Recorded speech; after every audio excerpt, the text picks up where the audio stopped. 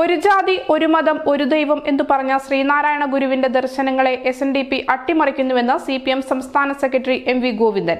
പയ്യന്നൂരിലെ ധനരാജ് രക്തസാക്ഷി ദിനം അനുസ്മരണ പരിപാടിയിൽ സംസാരിക്കുകയായിരുന്നു CPM സംസ്ഥാന സെക്രട്ടറി MV ഗോവിന്ദൻ. ഫലപ്രദമായ പ്രവർത്തനം നമുക്ക് നടത്താനാവണം. ഇവിടെ ജാതി ഉപജാതി വിഭാഗങ്ങൾ പ്രധാനപ്പെട്ട ഒരു കാര്യമാണ്.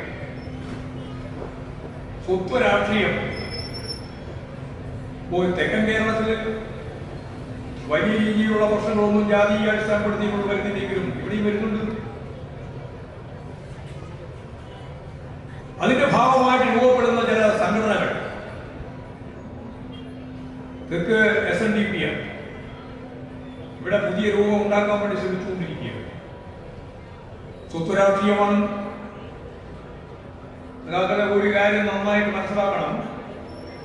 വെള്ളം കടക്കാത്ത അറ പോലെ ഓരോ സമുദായത്തെയും ജാതി ഉപജാതി വിഭാഗങ്ങളെയും ഓരോന്നോരോന്നായിട്ട് സംഘടിപ്പിച്ച് അവരെയെല്ലാം വർഗീയമായി ഒന്നിപ്പിക്കുക എന്ന പ്രക്രിയയാണ് RSS ചെയ്തുകൊണ്ടിരിക്കുന്നത്.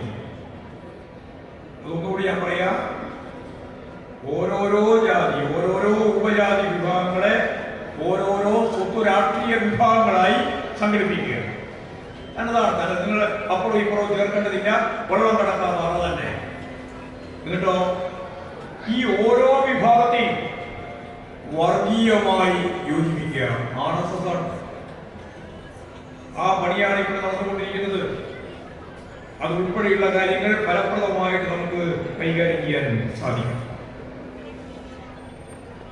വളരെ ശ്രദ്ധേയമായ മറ്റൊരു കാര്യം, SNDPയുടെ പേരിൽ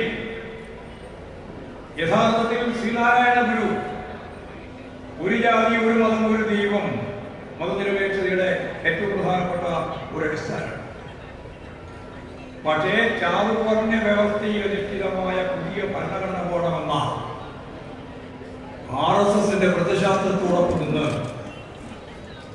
RSSന്റെ മുൻകൈയെടുത്ത് രൂപപ്പെടുത്തിയ 20 വർഷം മുമ്പ് ആരംഭിച്ച BDJS എന്ന പാർട്ടി, അതിന്റെ നേതാവ് വെള്ളാപ്പള്ളി നടേശന്റെ മകൻ ഇപ്പോൾ അവസാനം തന്നെ വന്നപ്പോൾ ഭാര്യയും അതിന്റെ ഭാഗമായിട്ട് മാറി. SNDPയെ മുഴുവൻ അതിലേക്ക് എത്തിക്കാനുള്ള ബോധപൂർവമായ ശ്രമമാണ് BDJSും RSSും ഒക്കെ നടത്തിക്കൊണ്ടിരിക്കുന്നത്.